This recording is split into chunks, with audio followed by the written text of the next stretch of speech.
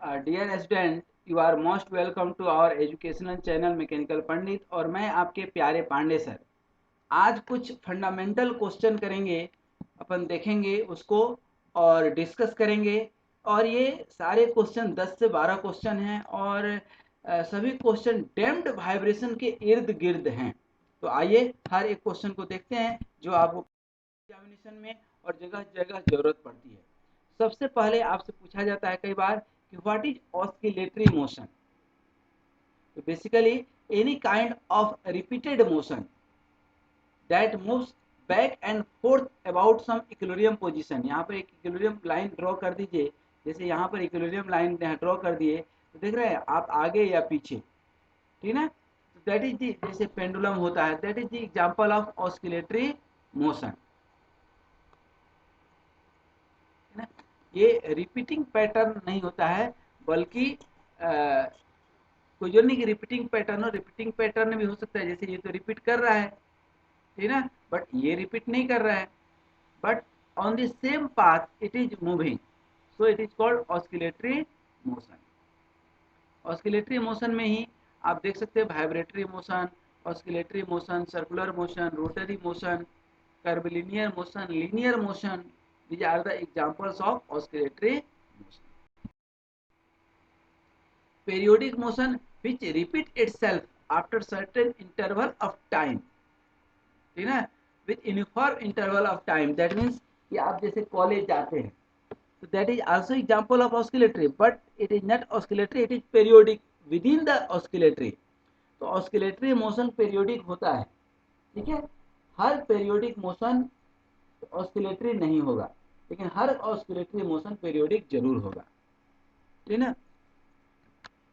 जैसे ठंडा, गर्मी, बारिश, ये सारी चीजें जो है क्या होती हैं, रिपीट होती हैं। तो that is called periodic motion. आप डेली सुबह से कॉलेज जाते हैं, शाम में आते हैं, that is also periodic motion. Daily शाम में पार्क में जाते हैं घूमने, ठीक है ना, किसी से मिलने जाते हैं, तो वो सब क्या है, पीरियोडिक मोशन।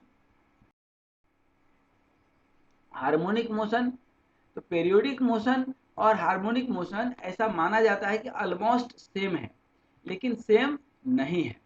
हमेशा हार्मोनिक मोशन साइन या कोसाइन वेव के फॉर्म में होता है, ठीक है ना। इसी को कभी कभी सिंपल हार्मोनिक मोशन भी कहते हैं, ठीक है ना, और इसको रेडियन के टर्म में मेजर करते हैं, ठीक है ना। और ये सर्कुलर फ्रीक्वेंसी को भी कई बार हार्मोनिक मोशन हम लोग एज्यूम करते हैं। What do you mean by natural frequency? Natural frequency, frequency which an undamped system, undamped मतलब कोई सिस्टम है जिसमें डैम्पर यूज नहीं किया गया है। जैसे ये है, इसमें डैम्पर नहीं है, डैम्पिंग कोफिशिएंट का कोई कॉन्सेप्ट नहीं है, तो उसको हम लोग बोलते हैं नेचुरल फ्रीक्वेंसी। और नेचुरल फ्रीक्वेंसी क्या होता है, ये फॉर्मूला होता है आपका क्या, omega n equal to square root k by m. लेकिन डैम्प्ड नेचुरल फ्रीक्वेंसी मतलब जहां पर डैम्पर यूज किए हैं आप, ये देखिए डैम्पर यूज हो रहा है कि नहीं। तो यदि आप डैम्पर यूज करते हैं, डैम्पर यदि आपने यूज किया है, तो इसको क्या बोलते हैं, डैम्प्ड नेचुरल फ्रीक्वेंसी, ठीक है। इसको क्या बोलते हैं, डैम्प्ड नेचुरल फ्रीक्वेंसी, ठीक है। और इसका फॉर्मूला होता है, डैम्पर में भी तीन तरह का डैम्पर होगा, critical damping, under damping and over damping, जो हमने आपको लेक्चर नंबर 26, लेक्चर नंबर 30 ये सब में बताए हैं, ठीक है ना। और यदि आप हमारे वीडियो इन सीक्वेंस देख रहे होंगे तो फिर आपको तो याद ही होगा, ठीक है। तो इसमें डैम्पिंग को कंसीडर करते हैं, और डैम्पिंग को कंसीडर करेंगे तो ये आपका नेचुरल फ्रीक्वेंसी आता है omega n equal into square root 1 minus zeta square. ये क्या है, डैम्पिंग रेशियो सी अपन सी सी, ये वाली सी अपन सी सी, ठीक है। और डैम्प्ड नेचुरल फ्रीक्वेंसी निकालेंगे तो omega n square root 1 minus zeta square. Resonance, basically resonance is a phenomena when external excitation frequency due to external excitation and natural frequency becomes equal, then an undesirable amplitude occurs, that is the, यहाँ पर जो आप देख रहे हैं ये basically जो है क्या है आपका रेजोनेंस, ठीक है ना, रेजोनेंस रेजोनेंस के टाइम पर क्या होगा कि एम्पलीट्यूड बहुत ज़्यादा हो जाता है, और इसी चलते रेजोनेंस के टाइम पर ही ज़्यादातर सिस्टम हमारा डैमेज हो जाता है, फेल हो जाता है, सिस्टम हमारा डैमेज हो जाता है, क्योंकि रेजोनेंस के कंडीशन पर जहाँ पर कि आपका जो है आपका सिस्टम की फ्रीक्वेंसी और नेचुरल फ्रीक्वेंसी क्या हो जाती है, इक्वल हो जाती है, और ये जब दोनों इक्वल हो जाएगा तब आपका एम्पलीट्यूड बहुत ज़्यादा हो जाता है, और उसी समय क्या होती है, खतरा। कई बार शॉर्ट क्वेश्चन में पूछा जाता है कि what are the different types of the vibration. तो सबसे पहला तो आप ये बता सकते हैं कि forced vibration and free vibration. Free vibration जहां पर एक बार आप फोर्स लगा करके सिस्टम को छोड़ देते हैं, जैसे साइकिल की घंटी एक बार बजा करके आप छोड़ देते हैं, लेकिन कंटिन्यूअस आप बजा रहे हैं, तो उसी को हम लोग बोलते हैं फोर्स्ड वाइब्रेशन। तो free vibration and forced vibration. और damped vibration and undamped vibration. ये देखिए यहाँ पर डैम्पिंग यूज किए हैं, ये डैम्पिंग यदि यूज नहीं करें तो अनडैम्प्ड हो जाएगा। तो अब आप समझ गए कि डैम्प्ड वाइब्रेशन और अनडैम्प्ड वाइब्रेशन। तो फिर यहाँ पर आप ध्यान देंगे तो एक तो वाइब्रेशन, वाइब्रेशन के अंदर फ्री एंड फोर्स्ड।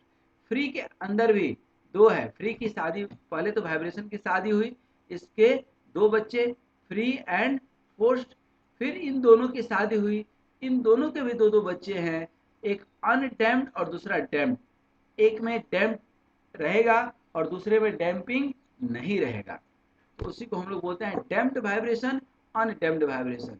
तो चार तरह का यहाँ वाइब्रेशन मिल गया, damped free vibration, damped forced vibration, undamped free vibration, undamped forced vibration. इसके अलावा आप 12th क्लास में जरूर पढ़े होंगे longitudinal vibration, transverse vibration and torsional vibration. ध्यान दीजिए, लॉन्गिट्यूडनल वाइब्रेशन एक्सिस के अलोंग लगता है, और ट्रांसवर्स वाइब्रेशन एक्सिस के परपेंडिकुलर लगता है, और टोर्सनल वाइब्रेशन एक्सिस के अबाउट लगता है, ट्विस्टिंग, जो टोर्सनल इक्वेशन में आप पढ़ते हैं। इसके अलावा टाइप ऑफ द वाइब्रेशन हमने ये बता दिया, और ये हमने आपको कुछ एग्जांपल्स दिखा दिया है। ये देखिए अनडैम्प्ड वाइब्रेशन है, ध्यान दीजिए इसमें कहीं भी डैम्पिंग नहीं लगा हुआ है, ये डैम्प्ड वाइब्रेशन है। ये क्या है, आपका डैम्प्ड वाइब्रेशन है।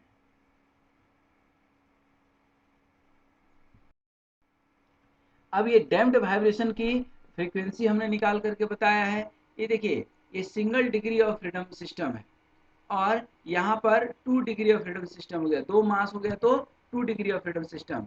ये यहाँ पर नंबर ऑफ मास 2 या 2 से जब ज़्यादा होता है तो उसको हम लोग बोलते हैं multi degree of freedom system. क्या बोलते हैं, multi degree of freedom system. और ये आप देख सकते हैं कि क्रिटिकल डैम्पिंग का कंडीशन है, जो with in a very short interval of time it regains its equilibrium position।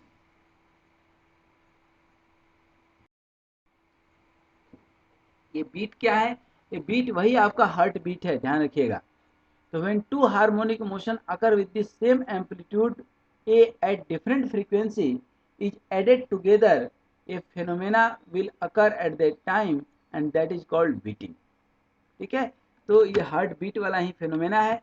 कभी आप एंजियोथेरेपी कराए हो, दैट मीन्स की हार्ट की जब टेस्टिंग कराए हो आप, तो वहाँ पर जो ग्राफ निकलता है कुछ इससे मिलता जुलता ही रहता है। आप अपने दिल पे हाथ रख करके देखिए, if it is in between 72 to 85 तक है तो सही है, उसके नीचे 72 के नीचे या 85 के ऊपर है तब शरीर के लिए गड़बड़ है।